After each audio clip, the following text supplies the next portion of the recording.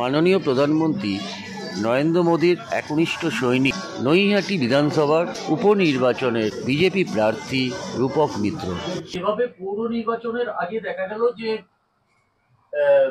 ব্যারাকপুরের সাংসদ অর্থাৎ এক সাংসদ অর্জুন সিংকে যেভাবে সিআইডি তলব করলো এবং তার উপর একটা প্রাণঘাতী হামলার একটা চক্রান্ত করা হচ্ছে, কি মনে করছেন আজকে আপনি? না না, এটা পরিকল্পিত, সম্পূর্ণভাবে পরিকল্পিত চক্রান্ত। অর্জুন সিংকে মেলাইন করার চেষ্টা, অর্জুন সিংকে ঘরে আটকে রাখানোর জন্য এরা অনেক রকম প্রচেষ্টা করেছে।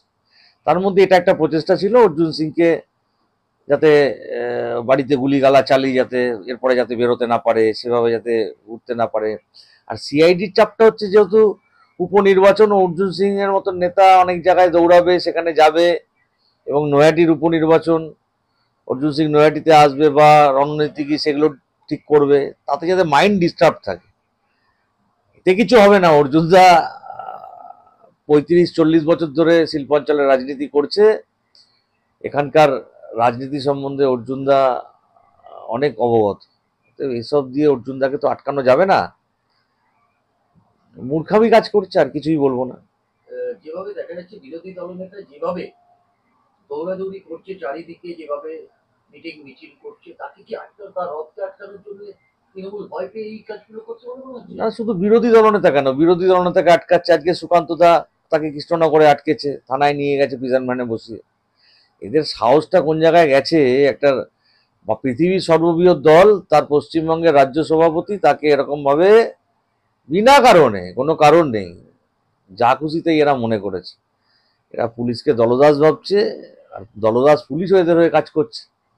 এই তো কালকে ধরুন 23 তারিখে যে হবে, কাউন্টিং হবে, আপনার মনে হয় এরা ফেয়ার কাউন্টিং করতে দেবে? ইলেকশনও ফেয়ার করতে দেয়নি, কাউন্টিংও ফেয়ার করতে দেবে না।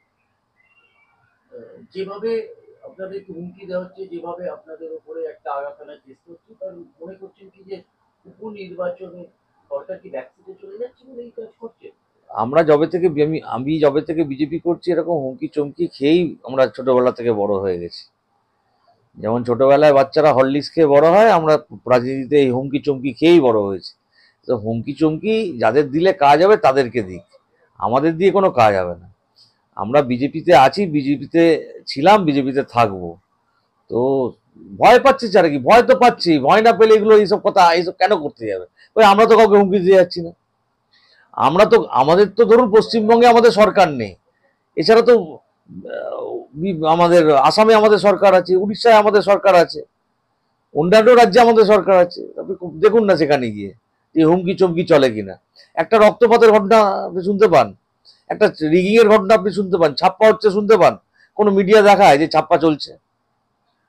তো এইসব পশ্চিমবঙ্গেই হয়।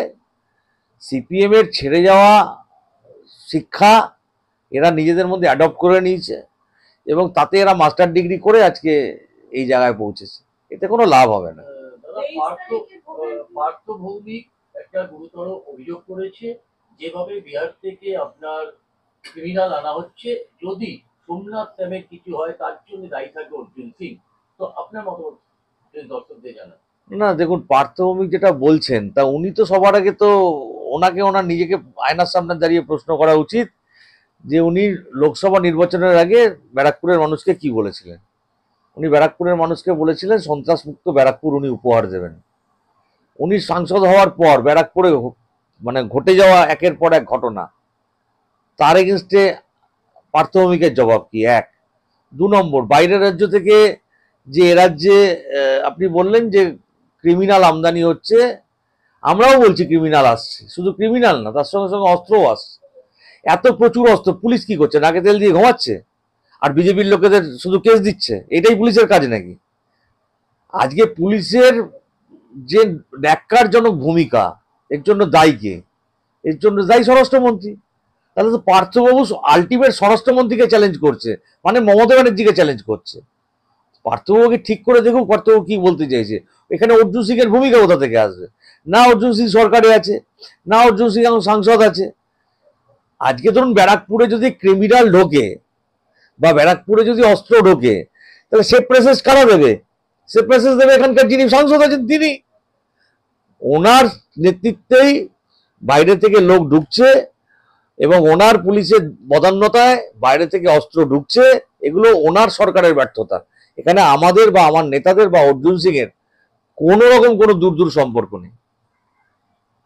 তাহলে আপনি কি বলতে চাইছেন সরাসরি ভাবে পশ্চিমবঙ্গের পুলিশ পশ্চিমবঙ্গের মমতা ব্যানার্জি দলদাসে পরিণত হয়েছে? আমি কেন বলবো? ফিরহাদ হাকিম বলছে। আমি কেন বলবো? সৌগত রায় বলছে। ওনাদের স্টলওয়ার্ড লিডাররা বলছেন, স্টলওয়ার্ড মন্ত্রীরা বলছেন, মমতা ব্যানার্জির কিচেন ক্যাবিনেটের যারা মিনিস্টার তারা বলছেন এই কথা, আমি বলছি না তো। আমি তাদের কথাটাকে সহমত জানাচ্ছি। তারা এতদিন একটা সত্যি কথা বলেছেন। আমি বলছি যে হ্যাঁ, এনারা ঠিক বলছেন যে অবশ্যই বাইরে থেকে প্রচুর ক্রিমিনাল ঢুকছে, অবশ্যই বাইরে থেকে প্রচুর আগ্নেয়াস্ত্র ঢুকছে এবং এইখানে তার বিভিন্ন রকম ভাবে তা ব্যবহার করা হচ্ছে। এবং এই ব্যবহারের পেছনে, এই অস্ত্র ঢোকার পেছনে এবং এই ক্রিমিনাল ঢোকার পেছনে যদি সবচাইতে আরো বেশি মদত থাকে সেটা হচ্ছে স্বরাষ্ট্র দপ্তর।